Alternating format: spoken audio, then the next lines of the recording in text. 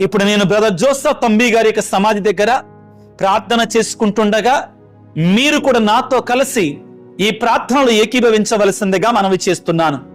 అందరం కలిసి చేతులు జోడించి బ్రదర్ జోసఫ్ తంబి గారి యొక్క మధ్యస్థ ప్రార్థన ద్వారా ఒక పరలోక జపము, మంగళవార్త జపము, త్రిత్వ స్తోత్రాన్ని వేడుకుందాం.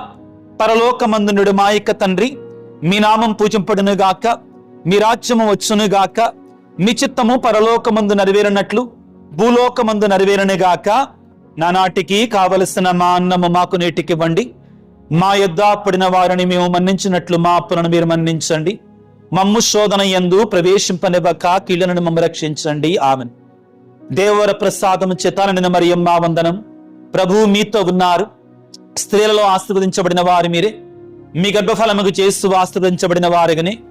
పరిశుద్ధ మరియమ్మ సర్వేశ్వరుని యొక్క మాత, పాపాత్మలమైనడు మా కొరకు ఇప్పుడును మా మరణ సమయమందున ప్రార్థించండి. ఆమెన్. పితా పుత్ర పవిత్రాత్మకు మహిమ కలుగునుగాక.